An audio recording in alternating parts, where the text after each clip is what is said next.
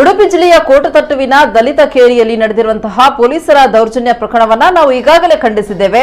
ಈಗ ಸರ್ಕಾರದ ನಡೆಯನ್ನ ಸತ್ಪ್ರಜೆಯಾಗಿ ನಾವು ಖಂಡಿಸುವಂತದ್ದು. ಯಾಕೆಂದ್ರೆ ಯಾವ ಘಟನೆ ಆದ ತಕ್ಷಣ ಜವಾಬ್ದಾರಿಯುತ ಸರ್ಕಾರ ತಕ್ಷಣ ಕ್ರಮ ಕೈಗೊಳ್ಳಬೇಕಾಗಿತ್ತು. ದಲಿತರಿಗೆ ಒಳಗಾದವರಿಗೆ ಸೂಕ್ತವಾದ ನ್ಯಾಯ ದೊರಕಿಸಿಕೊಡಿ ಅಂತ ಶಾಸಕ ಯುಟಿ ಖಾದರ್ ಆಗ್ರಹಿಸಿದ್ದಾರೆ. ಹಲ್ಲೆ ಮಾಡಿದ ಪಿಎಸ್ಐ ಮಾತ್ರ ಸಸ್ಪೆಂಡ್ ಮಾಡಲಾಗಿದ್ದು, ಬೇರೆ ಯಾವ ಪೊಲೀಸರ ಮೇಲೂ ಕ್ರಮ ಕೈಗೊಂಡಿಲ್ಲ. ಮೊದಲ 2 ದಿನ ಪೊಲೀಸರ ಮೇಲೆ ದೂರು ಇದ್ರೆ, 3ನೇ ದಿನ ಬೇರೆಯವರ ಮೂಲಕ ಸಂತ್ರಸ್ತರ ಮೇಲೆ ದೂರು ದಾಖಲಿಸಿ ಅವರ ಮೇಲೆಯೇ ದೂರು ದಾಖಲಿಸಲಾಗಿದೆ.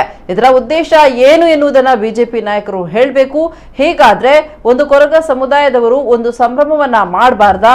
ಅವರ ಮೇಲೆ ಕೇಸು ದಾಖಲಿಸುವುದಾದ್ರೆ ಬಿಜೆಪಿ ಸರ್ಕಾರವೇ ನೇರ ಹೊಣೆ ಹೊರಬೇಕು ಅಂತ ಹೇಳಿದ್ದಾರೆ. ಯಾವೊಂದು ಇನ್ಸಿಡೆಂಟ್, ಯಾವೊಂದು ಘಟನೆ ಆಯಿತು, ಆ ಘಟನೆ ಆದ ತಕ್ಷಣ ಒಂದು ಜವಾಬ್ದಾರಿತ ಮತ್ತು ಎಲ್ಲ ವರ್ಗದ ಪ್ರೀತಿ ವಿಶ್ವಾಸ ನೋಡುವಂಥ ಸರ್ಕಾರದ ಜವಾಬ್ದಾರಿ ಏನು?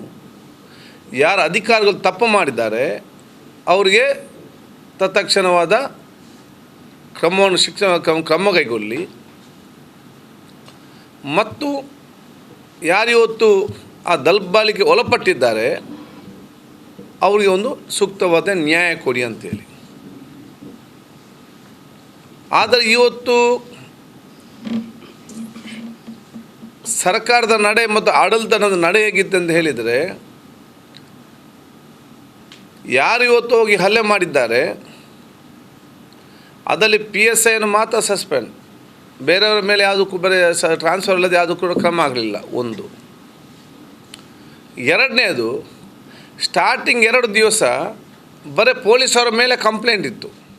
3ನೇ ದಿವಸ ಬೇರೆಯವರ ಮುಖಾಂತರ ಈ ಕೊರಗ ಸಮುದಾಯದ ಮದುವೆ ಮನೆಯವರ ಮೇಲೆ ಹೋಗಿ ಕಂಪ್ಲೇಂಟನ್ನು ಕೊಡಿಸಿ ಅವರು ಕೇಸ್ ದಾಖಲಿಸ್ತಾರೆ. ಇದರ ಉದ್ದೇಶ ಏನಂತೇಳಿ BJP ಸರ್ಕಾರ ಹೇಳಬೇಕು. ಇವತ್ತು ಪೊಲೀಸ್ನವರು BJP ಸರ್ಕಾರದ ಬೆಂಬಲವಿಲ್ಲದೆ ಈ ರೀತಿ ಮಾಡಲಿಕ್ಕೆ ಸಾಧ್ಯವಿಲ್ಲ, ಒಪ್ಪಿಗೆ ಇಲ್ಲದೆ.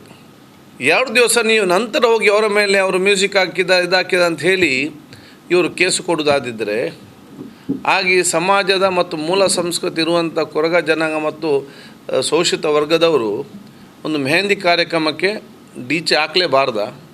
DJ ಹಾಕಿದ್ದು ತಪ್ಪ.